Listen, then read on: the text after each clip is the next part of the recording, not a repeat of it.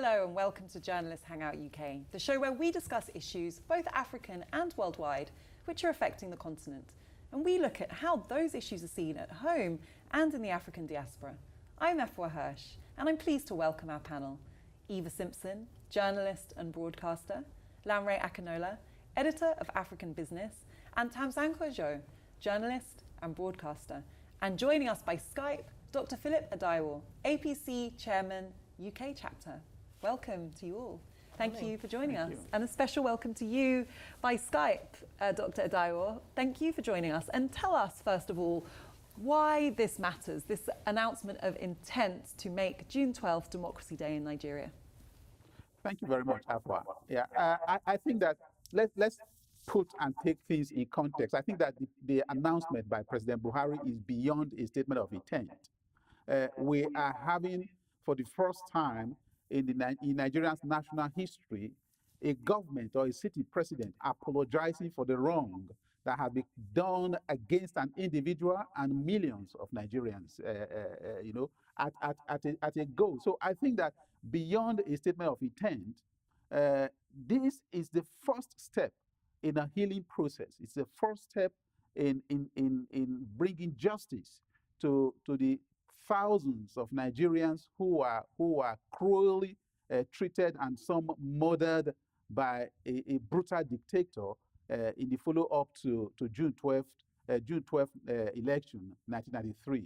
And I think that beyond this initial step, I'm quite aligned with the statement by the National Assembly that President Moshood Abiola, should be declared president. The elections, the results of that election should be published, and the Abiola is not the presumed winner.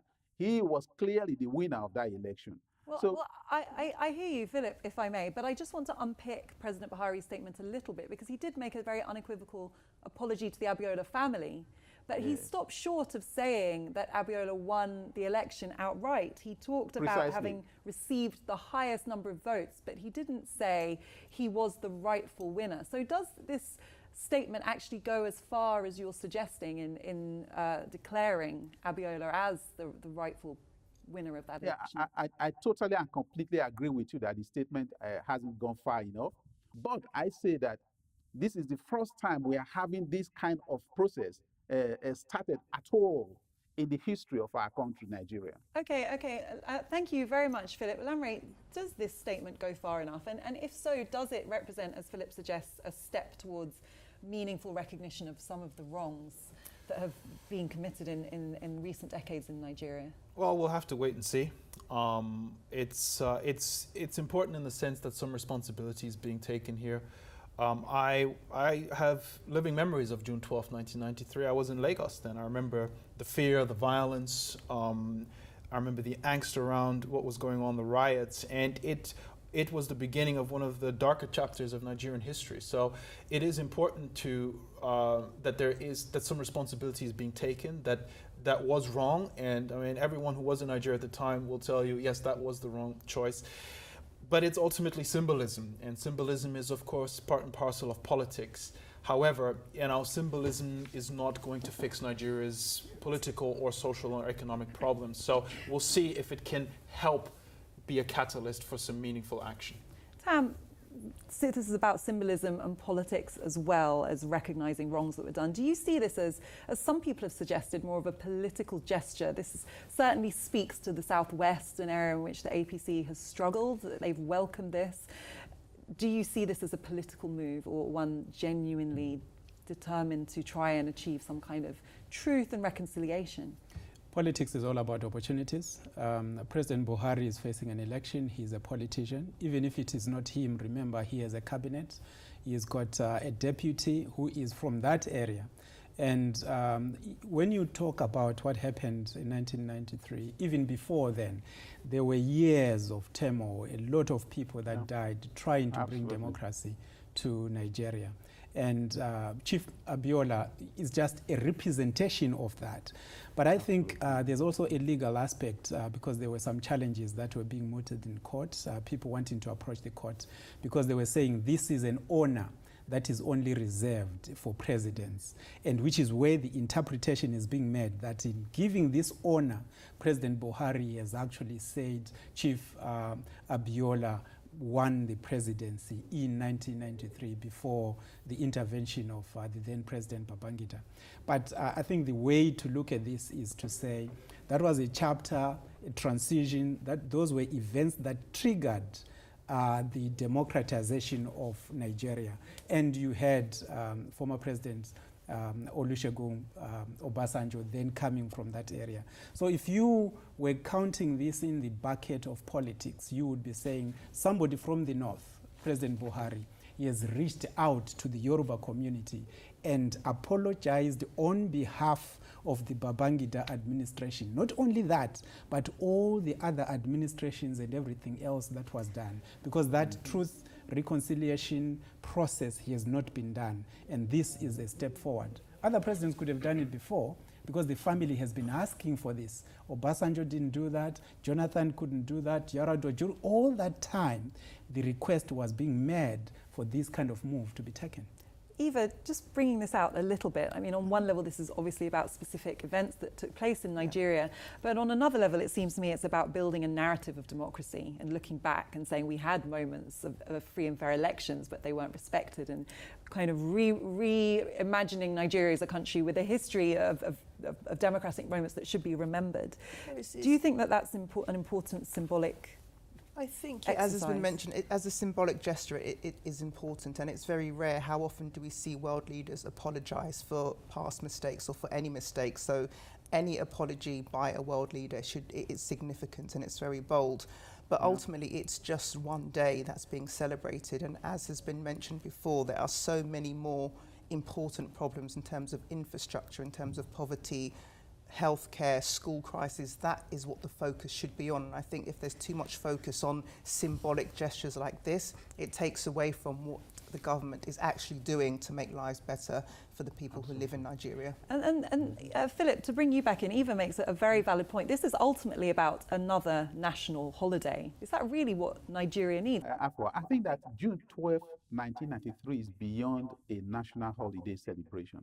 June 12, 1993 represents in the annals of Nigeria's history a day when the collective psyche of Nigerians was brutalized by a very wicked dictator. Lanre, do you agree with Eva's point that this could perhaps be a distraction, or could it lead to some really meaningful political and social healing from past events? It could, but a lot of things will have to happen in order for that to be the case. To echo Tam's point, this is an election year, and no matter what the president says, no matter what the APC says, that is part of this. Part of this is trying to, work towards re-election next year. It could, but only if the political will is there, if the political will is sustained, and if it's followed up by concrete action. So yes, potentially, but potential is meaningless until you act on it. Tam, you come from Zimbabwe, a country that has had its fair share of trauma and past wrongs. Does this inspire you as a way that we can now raise our expectation of leaders to apologise for past events and to have these moments of national consciousness that help change the narrative in the future? It does, because when those kind of things happen, they affect families, they affect individuals. So those people that lost people during the crisis in Nigeria would have lived with that trauma for years and years. Some of them left the country, some of them are still struggling within the country. But when you see political leadership in the direction of something that will give you hope, that will recognize that you have gone through something like this, then that gives them an opportunity to approach their local representatives, their governors, their government officials, and begin to talk about it. In the case of Zimbabwe, just like most of these other countries, when there was a window of opportunity for people who went through the Gukurahundi massacres in the 80s to speak up, a lot of people in the country, especially from Mashonaland, who had no idea what had been going on, were surprised that you had a section of the population within the country who have lived with that kind of trauma, things that I can't describe on a family channel. So I think it gives hope to those people who are victims of what happened, to know that somebody is listening in Abuja, and that is important. I'm sorry to interrupt. We're almost out of time, Philip. I want to just come to you for one very quick last thought. And my question is, you know, these are quite profound points about past wrong and suffering and national conscience, but why now? Why is this being apologized for and recognized right now? Why not now? That is the question. Anytime that it's become possible for a wrong to be recognized, it is only right and natural that you should say sorry. That is what the president has done. Thank you very much. We have to take a quick Thank break you. now, but we do have plenty more to discuss. So please join us in a few moments. Thank you.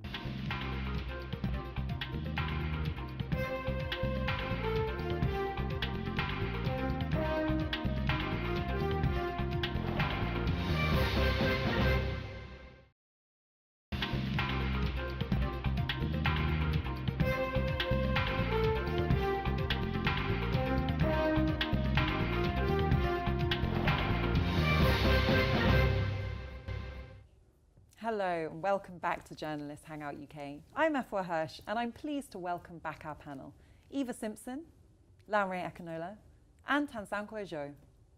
Welcome back to you all. And in this half, we are going to be talking about something closer to home. We're talking about the Grenfell Tower tragedy, whose first year anniversary we marked this week. And Eva, I want to come to you first on this. I suppose really this is a discussion on two levels. There's the whole technical side about what went wrong in this tower that led to 72 people losing their lives. And there is the social aspect of the fact that these were people from a certain socioeconomic group. People from the African diaspora were heavily represented, many of them were Muslim. Just turning to the first question really about how this fire started. 1 year on, how much have we learned and how are people responding to the information that's coming out? Yeah, as you say, 1 year on, I think we're learning quite a lot about what's happened. Obviously, the public inquiry has started. We've heard already from the families, and we've heard a lot about the process. And I think I certainly, the more I hear about it, the more I just can't understand how something like this was allowed to happen. You had a building in the richest borough in the country, one of the richest boroughs in Europe, social housing, but it wasn't just social housing. There was a mixture of people living there. There were people who had used right to buy and had bought the properties and were living there. So it was a mixture of people living there. And then we find out about this alleged cladding that was put up and all the sort of fire regulations and everything that went into that may or may not have been quite sort of adhered to. And then you look at the pictures of how quickly the fire spread, and it all, your mind boggles. You just can't believe that something like that happened. The first time I went past Grenfell Tower, I had goosebumps. It was like you were in the middle of a war zone. You don't expect to see a burnt out shell in the middle of London. So I think it's good that there's a public inquiry, that we're learning more about it, but I think we shouldn't. And what I've liked about this week, if you can like anything about this week, is that the victims are front and centre of everything that's gone on. It's not all about process and cladding and what the letters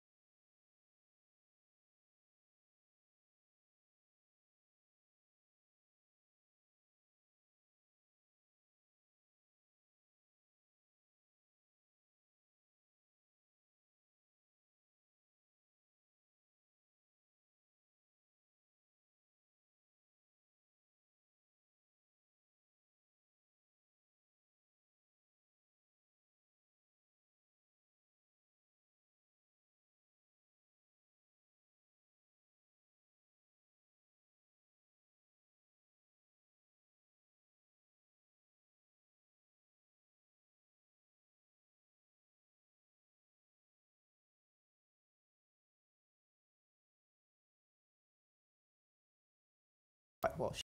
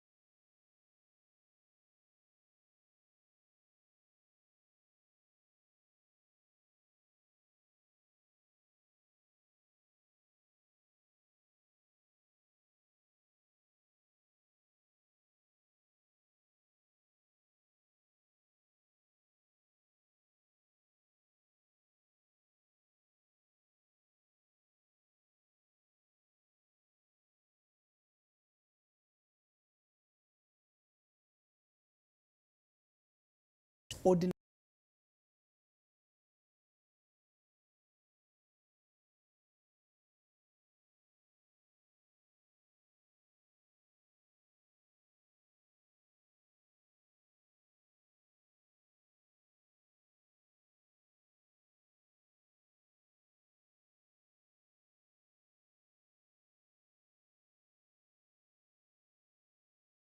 as well.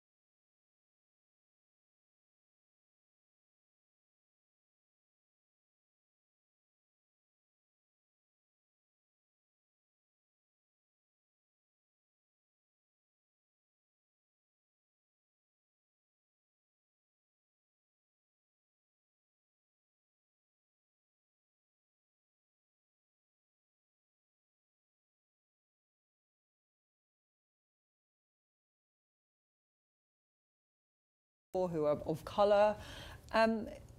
Does this do any good in at least making it that much harder for people to be complacent about how unfair this society is and how at risk some of those communities Well, one would are? hope, but these are deep systemic issues you're addressing here. That, you know, Grenfell is, had it not made the headlines that it did, had it not been so dramatic, I doubt we'd be sitting here talking about it, even if the same number of people had died. The response of the government immediately afterwards was telling. It was not a priority. They weren't that bothered. When they realized this was a global story, they realized they had made a mistake, which is, we should have at least pretended to care. There are much bigger questions around income inequality, around social mobility, that this country is not addressing in a meaningful way. They're choosing to blame immigrants rather than try to understand the mechanisms that underlie the economy that disproportionately punish poverty and reward wealth, which is the real, macro issue of which Grenfell has become this tragic symbol. It will help galvanize some activism. It certainly has created some discourse. I am not seeing much by way of meaningful action or debate around addressing the really underlying trends that are causing income inequality and a deterioration in social mobility in this country. I don't think it's going to happen anytime soon. We're almost out of time. Just one last quick word from you, Eva. What would you like to see happen that could make a difference? Well, I'd like to see cladding of this type removed so people aren't in danger. I'd like to see the victims who are still without a home a year later rehoused in the borough where they lived. I don't think they should have to go miles away from the community that they've lived and their kids go to school in. So I think that has to happen first. We're all out of time, but thank you all so much. It's been a real pleasure talking to you today. Don't forget to follow us at RealJHUK on Facebook, Twitter and Instagram. I'm Afua Hirsch, and from the entire team in London, goodbye. And thank you for watching Journalist Hangout UK.